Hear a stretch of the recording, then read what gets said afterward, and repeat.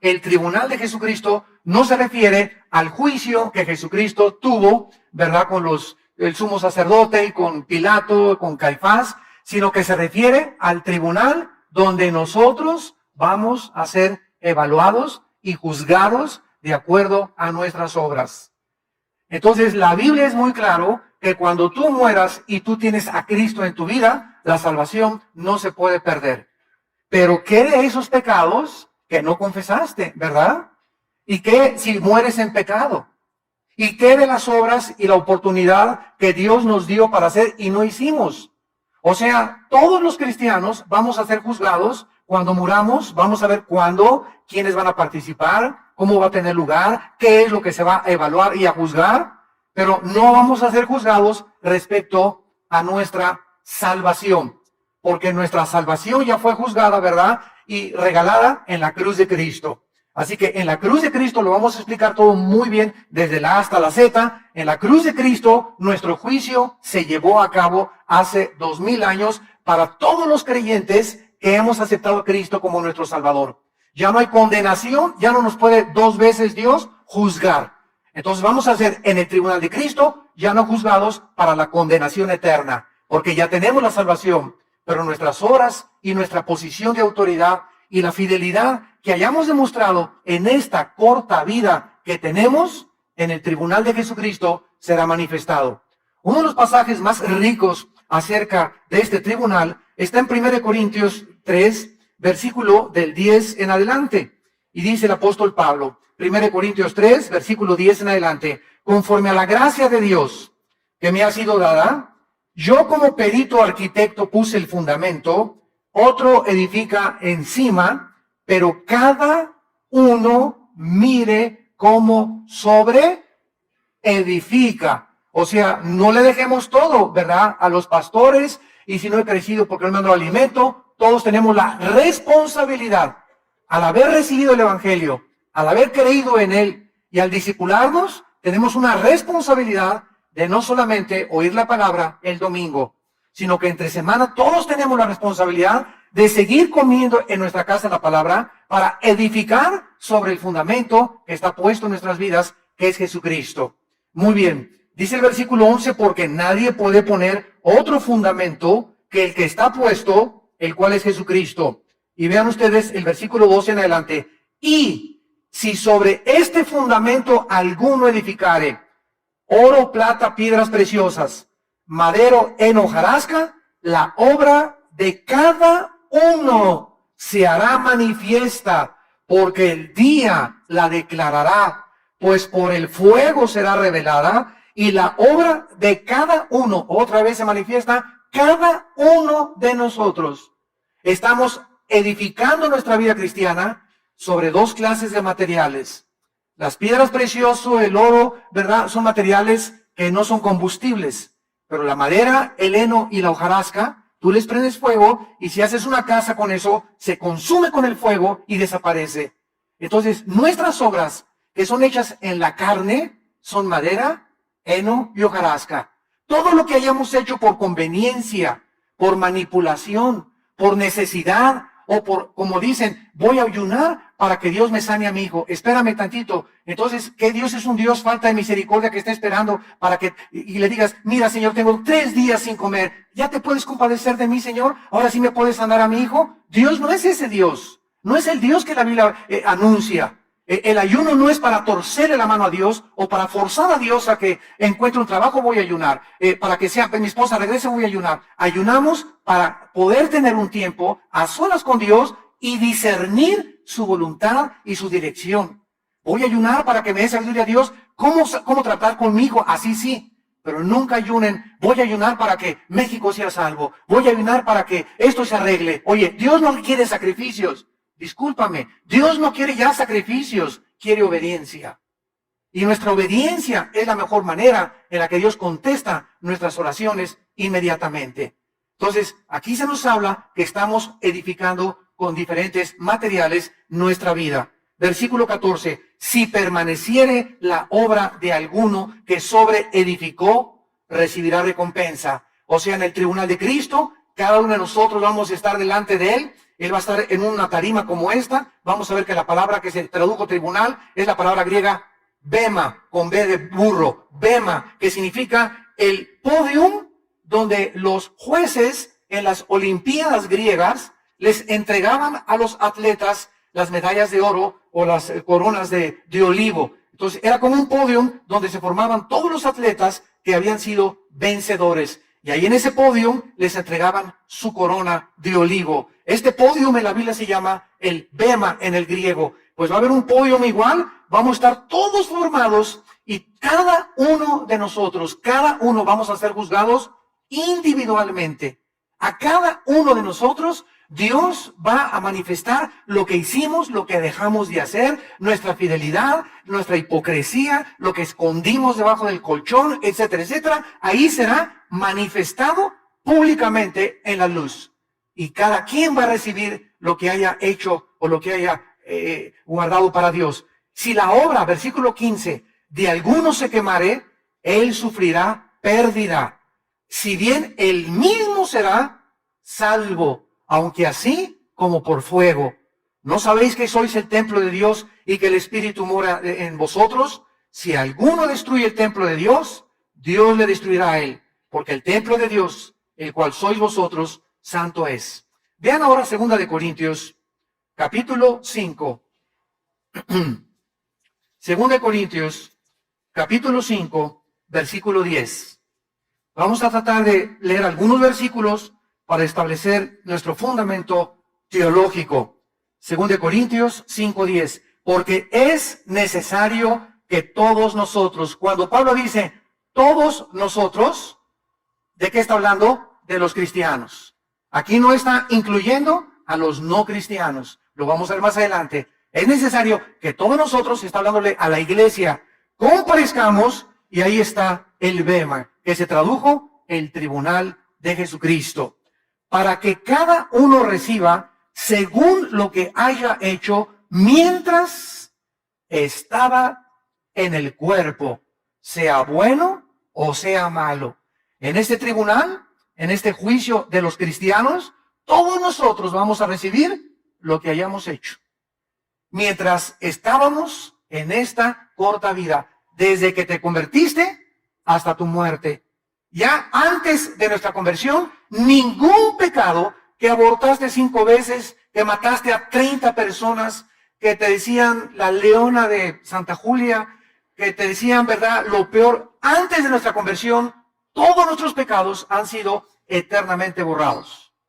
De nuestra conversión a nuestra muerte, nuestras obras comienzan a ser tomadas en cuenta. No para nuestra salvación, insisto, como lo acabamos de leer, sino para la pérdida o la ganancia de las recompensas y las posiciones de autoridad que vamos a tener. En otras palabras, en la otra vida, después del tribunal de Cristo, muchos van a sentarse con Cristo cuando las naciones sean reestructuradas y desde Jerusalén Cristo comience a gobernar y otras galaxias sean pobladas también y Dios nos mande a otra galaxia como gobernador de alguna, de Andrómeda o no sé de qué otra galaxia, otro nombre que le ponga a Dios, o presidente, el nuevo presidente de México, etcétera, etcétera, donde ya no va a haber PRD, ni PAN, ni PRI, ni partidos políticos. Los hombres y las mujeres que van a gobernar en la otra vida será de acuerdo a la fidelidad que tuvieron en esta vida. Por eso 1 Corintios 15:58 dice el apóstol Pablo: hermanos, no os canséis de hacer el bien, porque a vuestro tiempo llegaréis. Continuar haciendo el bien porque vale la pena seguir trabajando para Dios. Un vaso de agua que hayamos dado en el nombre de Jesús, a las personas que les hayamos hablado de Cristo, las cosas que hayamos hecho, el amor que le has tenido a tu esposa, a tu esposo, el tiempo que pasaste con tus hijos, la santidad que tú viviste, todo será puesto en una balanza. Por eso tenemos que vivir con temor de Dios, porque estamos de paso por esta vida. El otro día venía yo pensando y me decía a mí mismo, si al nacer pudiéramos tener el entendimiento que se nos dijera cada vez que nace: mira, Pancholín, tienes 50 años de vida.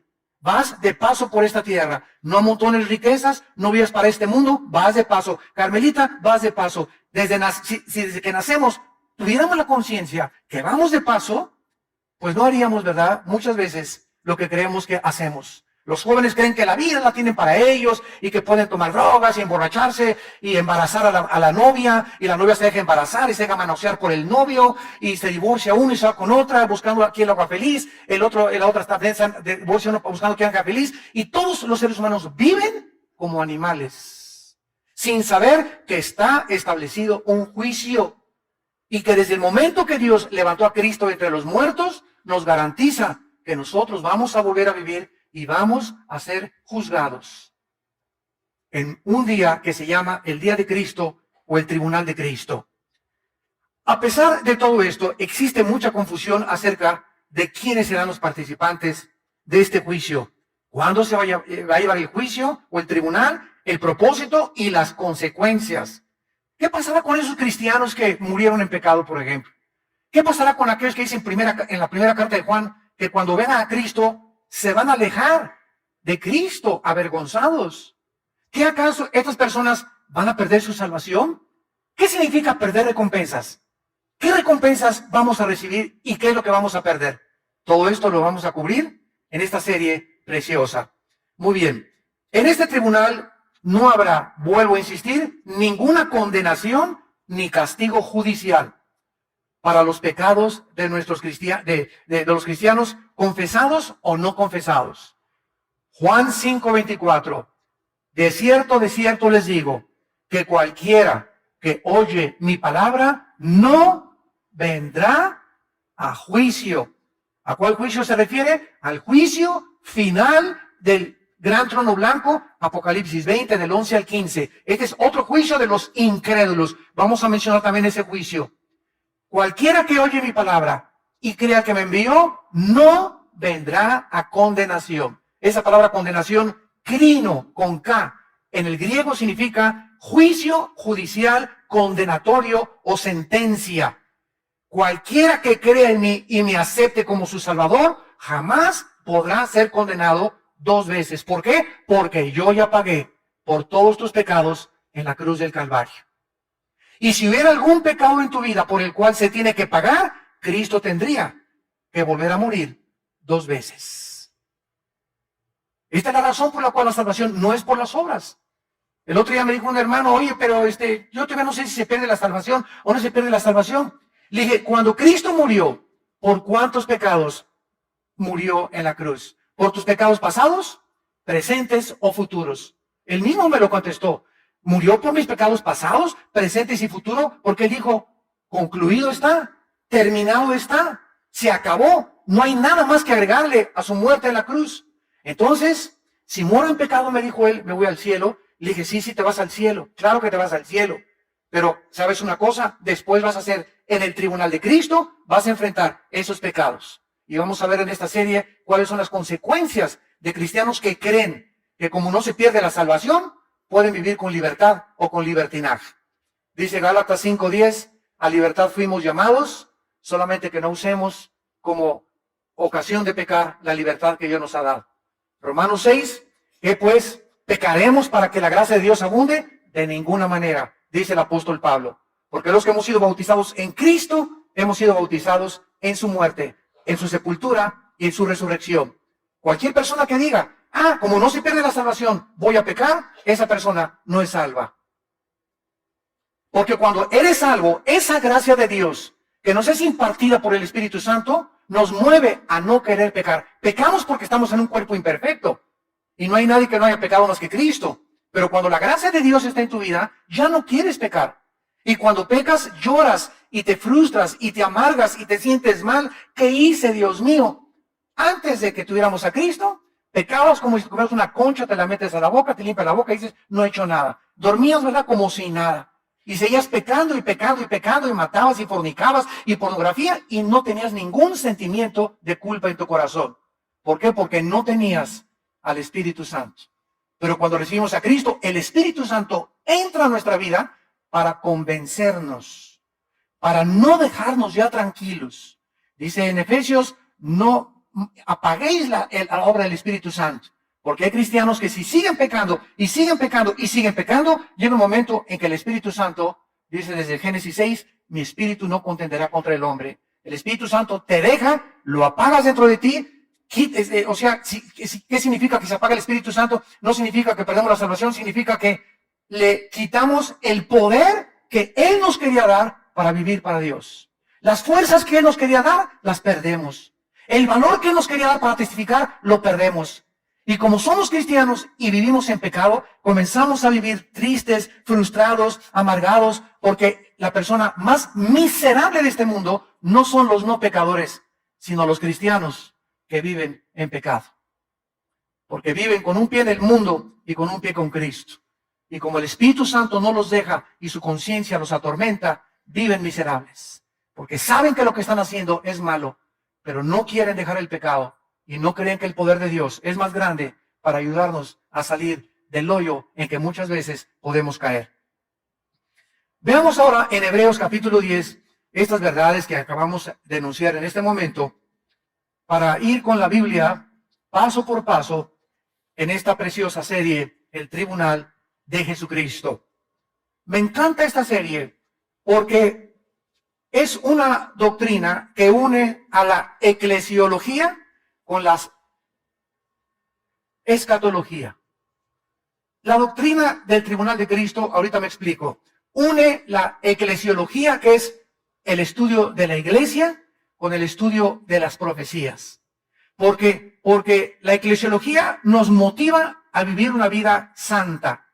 Cuando conoces qué es la iglesia y que somos partícipes del Espíritu Santo, nos motiva. Y la escatología, porque cuando sabemos que lo que hacemos va a tener consecuencias eternas, pensaríamos dos veces antes de hacer lo que muchos de ustedes están haciendo. Muchos de ustedes pecan, muchos de ustedes tienen amantes, muchos de ustedes se acuestan con su novio. ¿Sabes por qué? Porque no tienen el temor de Dios. Si tú tuvieras el temor de Dios en tu corazón, no harías lo que haces a escondidas. Si tuvieras el temor de Dios, no harías lo que haces cuando nadie te ve. Pero como no hay un temor de Dios en tu vida, haces creyendo que te vas a salir con la tuya. Este fue el pecado de los líderes en el Antiguo Testamento. Dios no nos ve. Y cuando perdemos la conciencia de que Dios sí nos está viendo, mis párpados examinan a los hombres, dice uno de los salmos. Mis ojos ven, mis párpados examinan. Los caminos del hombre están delante de los ojos de Jehová. Proverbios 3, y Él considera todas sus veredas. Proverbios 6 también. Entonces, cuando estamos conscientes de eso, nos damos cuenta que no podemos escaparnos de Dios. Y que tenemos que acudir a su gracia y a la misericordia para que podamos tener el poder de no pecar. Porque separados de Él, nada podemos hacer. Nos separamos de Cristo y perdemos la fuerza, apagamos al Espíritu Santo, comenzamos a vivir tristes porque necesitamos el poder de Dios. No somos suficientes, ninguno de nosotros, para vivir la vida cristiana en nuestras propias fuerzas. Dice en Hebreos 10, versículo 10. En esta voluntad somos santificados. O sea, la palabra santificado significa puestos aparte, separados del mundo. En la voluntad de Dios, Dios separado del mundo, mediante la ofrenda del cuerpo de Jesucristo, hecha una vez para siempre. Hecha una vez para siempre. Estos versículos me encanta enseñárselos, y lo digo con mucho respeto a los curas católicos. O cuando tengo debates en la televisión con obispos o con personas de otra religión, ¿verdad? Porque siempre les pregunto, ¿qué es la misa? El 99% de las personas a las que tú les preguntes qué es la misa, no saben contestarte. O si te contestan, te van a decir, ¿es la Eucaristía? ¿O es ir allá y persinarse? Pero no saben que la misa, de acuerdo al Concilio de Trento, apúntalo, el Concilio de Trento es el sacrificio de Jesucristo por los vivos y por los muertos. Que la misa es un sacrificio. Cuando el cura entra al altar, dice, introibo al altare Dei, en latín. Me introduzco al altar de Dios. Introibo al altare Dei, letiu quetificatet juventutem meam, dice en latín. Me introduzco al altar de Dios a ofrecer sacrificio por los vivos y los muertos. De ahí las misas, las has oído, gregorianas. ¿Han oído ustedes de las misas gregorianas? ¿Qué son las misas gregorianas? Se murió don Pancho. Ya que se muere, vamos a pagar a la iglesia para que lea una misa gregoriana, o sea, para que lo ayude a salir del purgatorio. Otra vez, vuelven a sacrificar a Cristo, y con ese sacrificio, don Pancho ni nos oye. Pero estamos haciendo otro sacrificio, Dios, para que tengas misericordia, y don Pancho, si tenía 15,000 años en el purgatorio, que sean 10,000. Y si tienes dinero, le das 10 misas gregorianas y lo sacas en un mes a tu pariente. Cuando nosotros, amados santos, seguimos esta línea de lógica elemental, nos damos cuenta que perdida está la gente en la ignorancia. ¿Por qué lo hacen? Lo hacíamos nosotros, porque no conocíamos las sagradas escrituras. En el Antiguo Testamento, los sacerdotes levíticos tenían la consigna, ellos sí, de ofrecer los sacrificios por el pueblo. Viene Cristo y se acaba el sacerdocio levítico.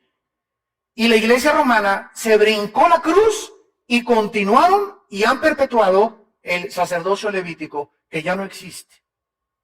Han hecho a un lado la cruz de Cristo. Y siguen ellos tratando de ser intercesores por nosotros. Y ya no hay, y dice la Biblia católica y en cualquier Biblia, 1 Timoteo capítulo 2, no hay más que un intercesor entre Dios y los hombres, un mediador, Jesucristo hombre. Y lo dice Hebreos, el sacrificio de Cristo fue hecho una vez. Ellos, en cada realización de la misa, siguen matando a Cristo.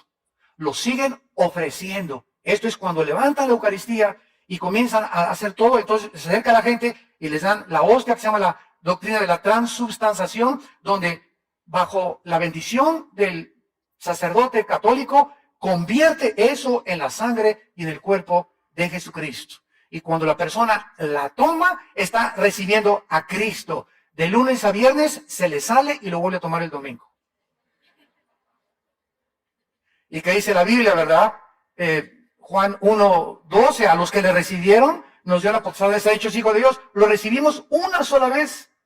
Pero ellos, ¿cómo creen? Que se sale, hay que volver a invitarlo, y volver a sacrificarlo, y volver a sacrificarlo, y volver a sacrificarlo, y volver a clavar a Cristo, y volver a sacrificarlo, y ven para acá para que vuelvas a recibir a Cristo, porque no saben que Él vive eternamente en nosotros. Dice en Efesios 1:13 y 14, que hemos sido sellados con el Espíritu Santo hasta el día de la redención, hasta el día de la resurrección. ¿Cómo nos ilumina la Biblia, verdad? Es maravillosa. Ahora ven el versículo 12, de ahí mismo de Hebreos 10, versículo 12. Pero Cristo, habiendo ofrecido otra vez, lo mismo dice el Espíritu Santo, una vez para siempre, un solo sacrificio.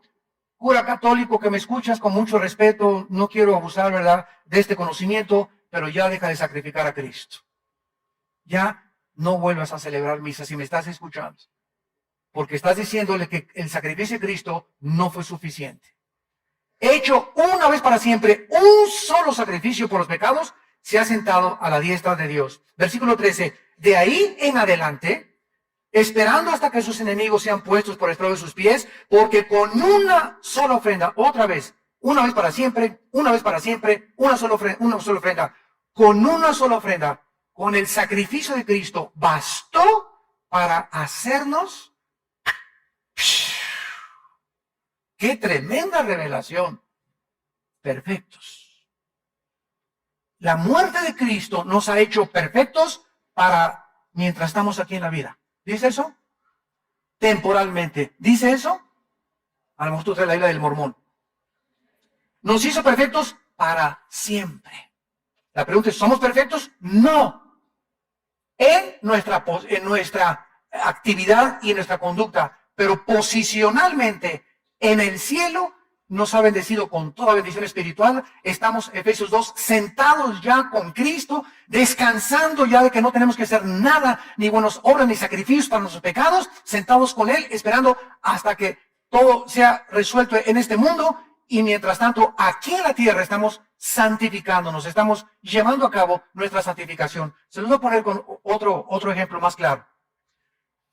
Ya cumplí mis 6 años de mis estudios de medicina. Y entonces en la Universidad Autónoma o en el Politécnico, donde sea, donde den la Academia de Medicina, me traen mi certificado de médico, ¿correcto? Yo soy médico ya. La universidad me dice, señor Alducin, usted es médico. Ha cumplido con todos sus exámenes, ha pasado con 8, 9 y 10, soy médico. Muy bien. Ahora, este papel me dice que yo soy médico, pero ahora yo tengo que llegar a colgarlo en mi consultorio. Y no solamente que llegue al consultorio, ahí tengo mi diploma de médico, ahora yo tengo que ejercer para demostrar que ese conocimiento que adquirí en la universidad es real y verdadero. Entonces, si yo me siento y solamente ahí veo mi título de médico, pero no hago nada, no opero, no hago cirugías, no receto, no amo a la gente, mi certificado no tiene ninguna validez. Es la teoría más la práctica, lo que hace a la persona. Entonces, la Biblia dice que somos perfectos, ¿no es cierto? La Biblia dice que somos hijos de Dios. La Biblia nos adjudica una posición eterna.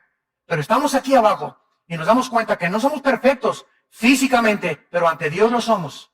¿Por qué somos perfectos? Porque somos santos y sin mancha, porque todos nuestros pecados han sido lavados con la sangre de Cristo.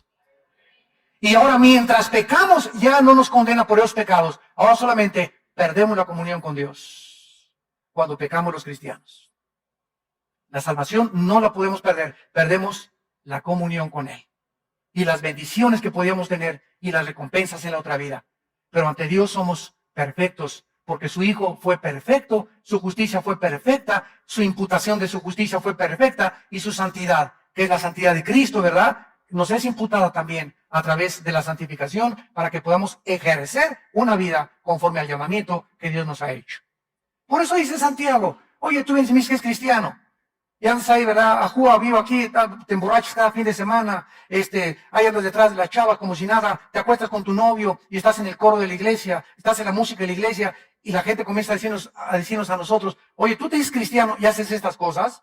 ¿Por qué? Porque tenemos que no solamente decir que somos cristianos, obras nos tienen que acompañar. Acciones que demuestren a la gente que somos diferentes.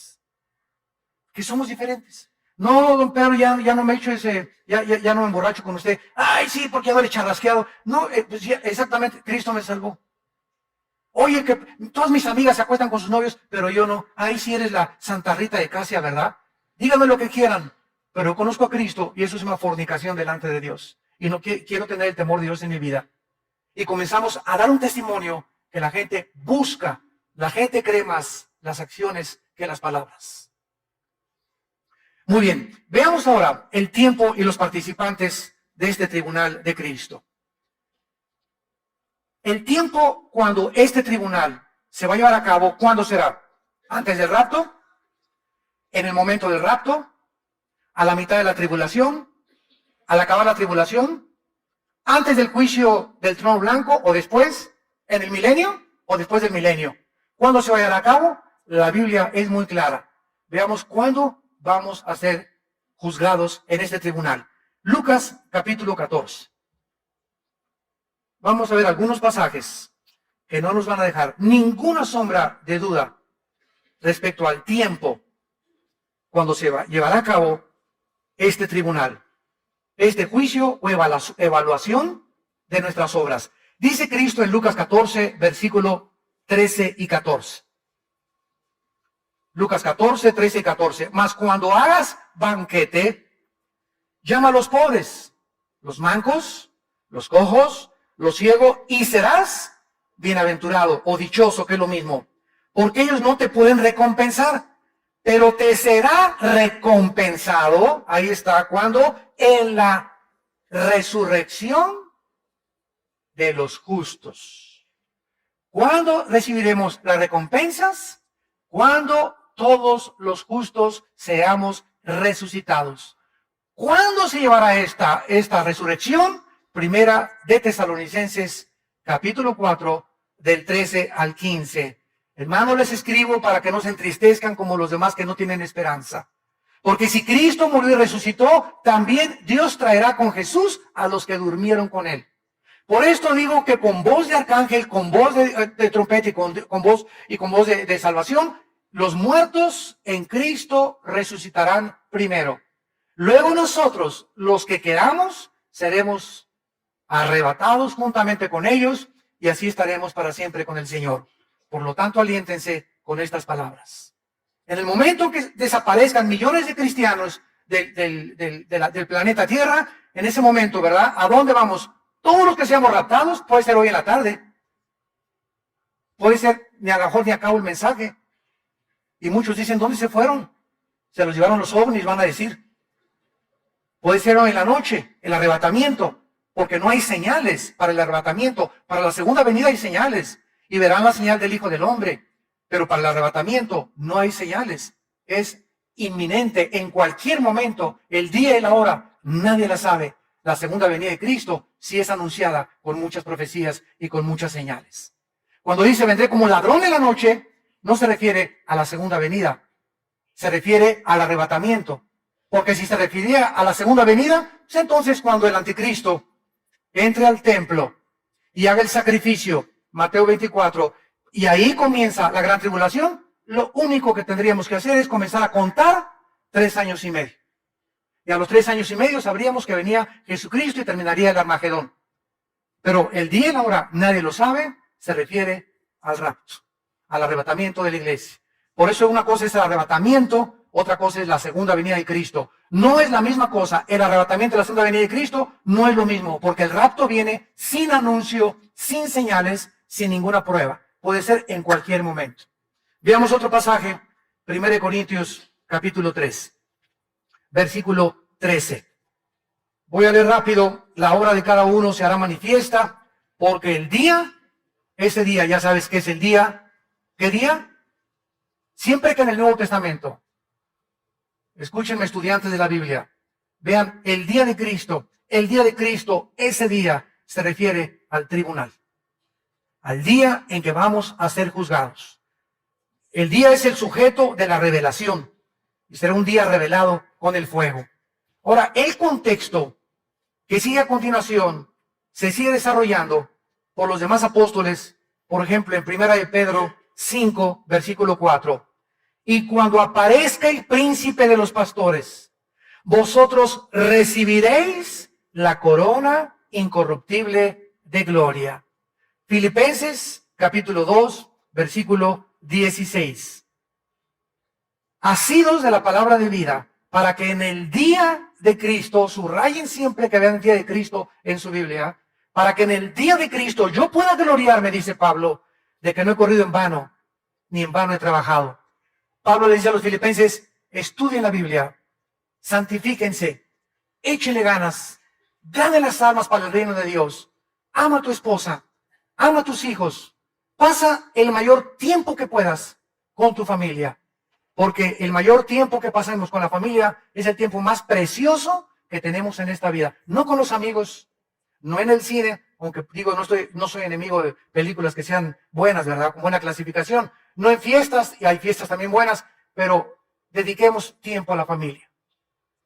Yo ahora mis viajes a Colombia, Honduras, Estados Unidos, etcétera, etcétera, me encuentro con que muchos pastores llegan y sus esposas, hermano, al Dusin, dígale a mi esposo que me saque por lo menos una vez al año de vacaciones. ¿Cómo, hermana? ¿Que ustedes no tienen vacaciones? Pues es que mi esposo dice que tiene que ganar muchas almas para Cristo. Y está muy ocupado en la obra de Dios. Y le dice, ¿sabe una cosa? Su esposo ya se fue al extremo.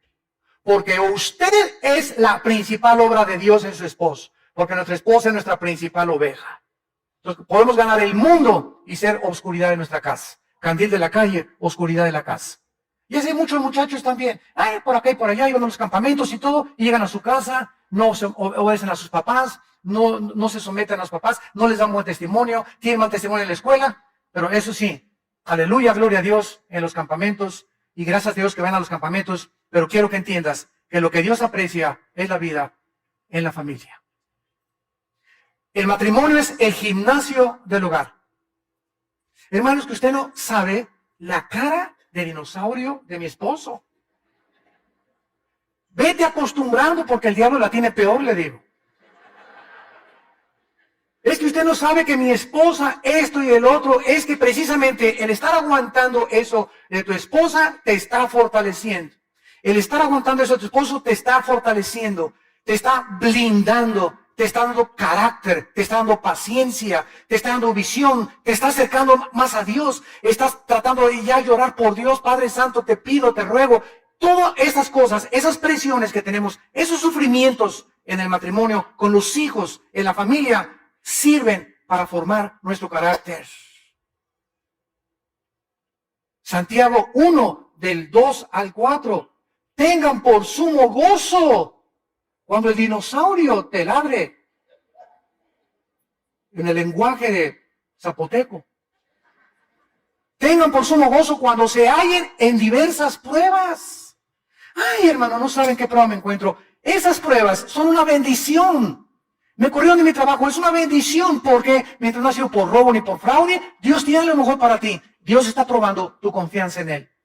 Tengan por sumo gozo cuando se hallen en diversas pruebas, sabiendo que la prueba de vuestra fe produce paciencia. ¿Y para qué quiero paciencia, Señor? Porque si no tienes paciencia, Hebreos 6 y Hebreos 10, nunca recibirás nada de Dios. Sin paciencia te vas a casar antes de tiempo. Sin paciencia vas a comprar un coche cuando no era el tiempo de Dios.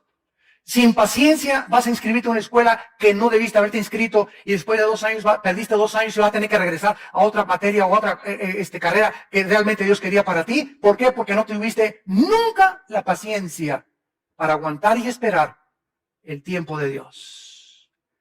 Y la paciencia nos las dan las pruebas y los sufrimientos. Para que comiences a conocer los caminos del Altísimo Gobernante del universo.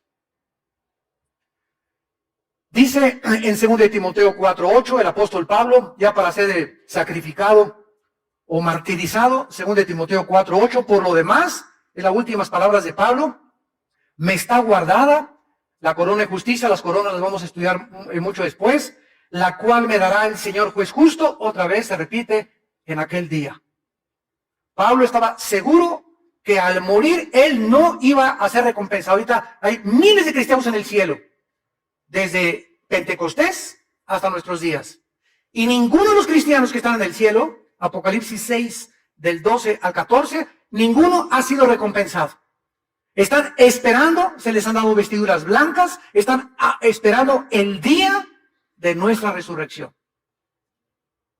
Ellos ya están en el cielo, pero nadie ahorita ha sido recompensado. Tenemos que estar todos los cristianos ya en el cielo para ser recompensados.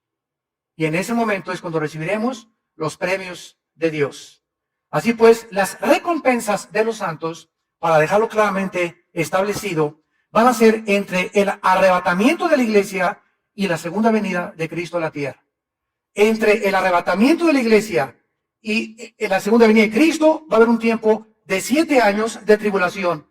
Mientras la tribulación está aquí en la tierra, nosotros en el cielo estaremos siendo recompensados y ante el tribunal de Cristo. ¿Cómo lo sabemos? Porque en el capítulo 19 de Apocalipsis aparecen las bodas del Cordero. Y no podemos estar en las bodas del Cordero sin antes habernos presentado a ser evaluados y juzgados por nuestras obras mientras estábamos en el cuerpo. Ahora, para terminar, ¿quiénes van a estar en este tribunal? El hecho de que antes de la resurrección de los impíos no se va a llevar a cabo, nos revela que este juicio del tribunal de Cristo no incluye a los no creyentes. El tribunal de Cristo, el día de Cristo, el bema de Cristo, solamente los cristianos vamos a estar en este tribunal. Los no creyentes, cuando terminen los 7 años de tribulación y Cristo regrese al mundo, vamos a entrar a 1000 años, a un periodo de 1000 años de vacaciones aquí en la tierra, Isaías 65 y 66, Apocalipsis 20 y 21, y después del milenio, Apocalipsis 20 del 11 al 15, los no creyentes serán presentados, serán abiertos los libros de Dios y pasarán todos los no cristianos y ninguno va a estar hincado, estarán parados delante de Dios y serán echados al lago de fuego que arde con fuego y con azufre, que es la muerte segunda. En ese juicio, del juicio del gran trono blanco, nosotros ya fuimos juzgados por nuestras obras, no por la salvación. Pero en el juicio de los no cristianos, después del milenio, nosotros seremos el jurado. Los ángeles y los querubines estarán en el cielo cósmico de Dios. Y Dios demostrará que Él no va a mandar a nadie al infierno. ¿Cómo? Sí, se fueron solitos.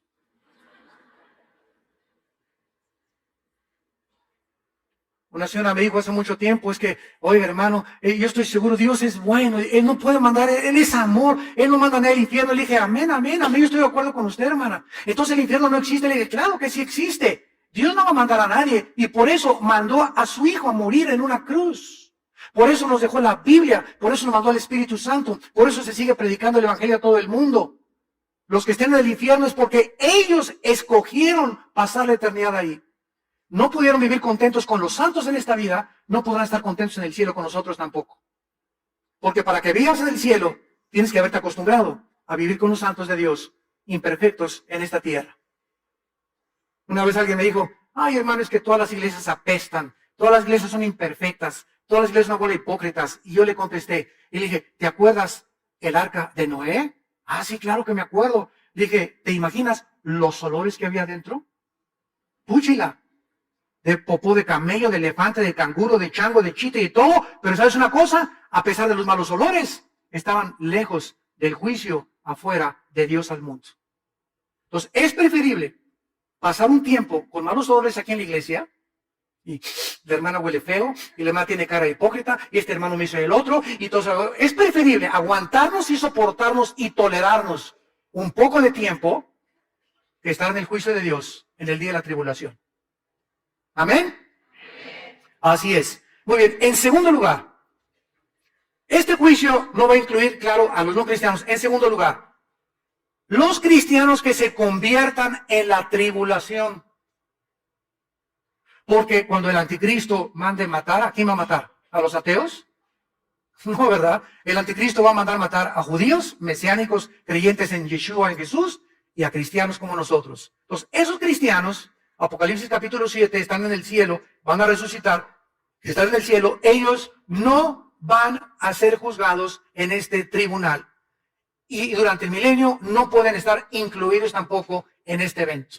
Y en tercer lugar, en este tribunal tampoco estarán los santos antes de Pentecostés, antes de la cruz de Cristo. De Adán a la cruz de Cristo, los santos del antiguo pacto, del Antiguo Testamento, no van a encontrarse en este tribunal. Veamos esta verdad en el libro de Daniel, capítulo 12. Todos los santos antes de la cruz y de Pentecostés no van a encontrarse en este tribunal. Dice Daniel capítulo 12, versículos del 1 al 3. En aquel tiempo se levantará Miguel. Está hablando del tiempo de la gran tribulación, de los años de la tribulación que se vienen sobre el mundo, donde tú y yo no vamos a estar. Gracias a Dios. Se levantará Miguel, el gran príncipe que está de parte de los hijos de tu pueblo. En la Biblia, el arcángel Miguel es el jefe de los ángeles en el cielo que defiende, ha defendido y se enfrentará con Satanás en Apocalipsis 12, versículo 12, para defender a Israel. El arcángel Miguel. Y aquí se levanta Miguel, ¿verdad? Dice, el que está de parte de tu pueblo. Y será tiempo de angustia. Aquí está profetizándose el tiempo de la gran tribulación, cual nunca fue desde que hubo gente hasta entonces. Por esto sabemos que no está hablando de una tribulación o un sufrimiento 70 años después de Cristo, cuando llegaron los romanos y no dejaron piedra sobre piedra. Aquí está hablando de una angustia que Cristo en Mateo 24 repitió, cual nunca la ha habido en la historia de la humanidad, que es la gran tribulación. En aquel tiempo será libertado tu pueblo, los que se hallen escritos en el libro, y muchos, no dice todos, aquí hay una resurrección parcial. muchos de los que duermen en el polvo de la tierra serán despertados, unos para vida eterna y otros para vergüenza y confusión eterna. Aquí está situando la resurrección de los santos del Antiguo Testamento después de la gran tribulación. Después de la gran tribulación. Entonces, todos estos santos antes del Antiguo Testamento no vivieron bajo el pacto de sangre que tú y yo hemos vivido. Los santos en el Antiguo Testamento no pueden ser recompensados iguales a nosotros. Nosotros hemos recibido mucho más que ellos. Cristo le dijo a dos ciudades, Corazín y Betsaida, si en Sodoma y Gomorra hubieran oído lo que ustedes han oído, en verdad les digo que en el día del juicio, y Cristo está hablando del trono blanco, no del tribunal de Cristo, el juicio de los malos, en el día del juicio el castigo será menos severo contra los sodomitas que contra ustedes, porque al que mucho se le da, mucho se le pide. Así que nosotros tenemos que ser jugados con una vara mucho más grande con Dios, porque hemos recibido la gracia de Dios, al Espíritu Santo morando, haciendo su morada dentro de nuestro cuerpo. La revelación que tenemos, el conocimiento que tenemos de la Biblia es maravilloso. El otro día vi que un predicador dijo, es que no es necesario meterse que si los ángeles se metieron con las mujeres, que si esto y el otro, que si la salvación se pierde, hay que ganar las almas para Cristo. Espérame tantito, compañero, en las tribulaciones y el misterio de Cristo. Tenemos que estudiar toda la Biblia. Tenemos que enseñar toda la Biblia. No podemos concentrarnos solamente en algo. Qué lindo se oye. ¿Vamos a ganar las almas? Pues claro que las ganamos. Pero Pablo dijo, no he rehuido enseñarles todo el consejo de Dios. Tenemos que conocer el antiguo pacto, la gracia, el pacto de sangre, la tribulación, Ezequiel, Daniel. ¿Por qué hace esto Dios? ¿Por qué permitió las guerras? ¿Por qué David esto? ¿Por qué Salomón aquello? Tenemos que conocer todo para tener un espectro amplísimo de la mente de Dios. Y todavía al morir no nos bastará seguir estudiando el corazón de Dios. Así pues, no estarán ni los no creyentes, ni tampoco estarán los que se conviertan durante la tribulación, ni tampoco estarán los que vivieron antes de Cristo. En Romanos 14, versículo 10, dice el apóstol Pablo, ¿y tú por qué juzgas a tu hermano? ¿O tú también por qué menosprecias a tu hermano? Porque todos, y está hablando de los cristianos, compareceremos ante el tribunal de Jesucristo. Y vamos nosotros, escrito está, que toda rodilla se doblará y toda lengua confesará a Dios, de manera que cada uno de nosotros, versículo 12, cada uno dará a Dios cuenta de sí. Santos de Dios, si hoy, en media hora, hoy en la tarde, viniera Jesús por nosotros, ¿no te lamentarías y dirías, ¿cómo? Es que yo creí que todavía tenía 2 años. Creí que me quedaban todavía 10 años de vida. Creí que me quedaban 5 meses más. Y así la muerte viene por nosotros en cualquier minuto, en cualquier segundo. Si estás tú consciente y crees realmente que Jesús resucitó y murió en nuestro lugar en la cruz, tu vida tiene que cambiar. Tu vida tiene que ser transformada por su poder. Tienes que vivir para Cristo y darle valor a las cosas que Dios les da valor. Tienes que desechar a las cosas que Dios les llama pecado. Tienes que enfrentar el mundo con una nueva perspectiva, con una nueva visión de qué es lo más importante. Es importante tu carrera, es importante lo que tú buscas, es importante que seas deportista. Todo es importante en la vida porque nos sirve en la vida. Pero pon en primer lugar a Dios en tu corazón. Pon en primer lugar a Dios en tu vida. Busquen el reino y su justicia y todas las demás cosas Dios te las dará por añadidura. No pongas a tu novia en primer lugar, ni a tu esposa en primer lugar, ni siquiera a la esposa o a tu esposo, ni a tus hijos. Pon a Dios en primer lugar. ¿Por qué? Porque tu novia o tu novio, tu esposo o nuestros hijos no son para siempre.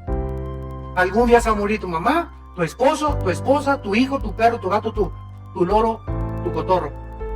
Todo es temporal, pero cuando perdemos todo y tenemos a Dios, Él nos dará la fuerza para seguir viviendo. Porque hemos amado a Él antes que a cualquier cosa. Y quiero decirles algo, Dios va a probar nuestra fidelidad y nuestro amor a Él. Va a llegar el momento en que vas a tener que escoger entre tu esposa o Él, entre tu esposo o Dios, entre tus hijos o Dios, entre tu novio o Dios, entre tu novio o Dios. entre tu trabajo o Dios. Es el momento más importante de la decisión, donde tu corazón se manifestará y darás cuenta a Dios si realmente le amas con todas tus fuerzas, con toda tu mente y con toda tu voluntad. Te damos gracias por tu palabra, Señor, en esta mañana. Te damos gracias, Señor, porque nos has llamado a vivir para ti y a conocerte. Porque no podemos poner otro fundamento sobre nuestra vida, el cual es Jesucristo. Y sobre este fundamento tenemos que edificar oro, plata y piedras preciosas. Obras que valgan la pena. Sacrificios que valgan la pena. Palabras que valgan la pena de bendición a la gente que nos rodea. Y mantener nuestra integridad delante de tu trono.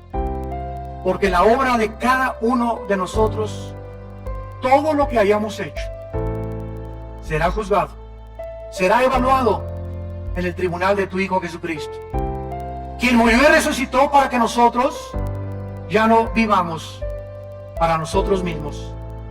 Porque si vivimos, para Él vivimos, y si morimos, para Él morimos.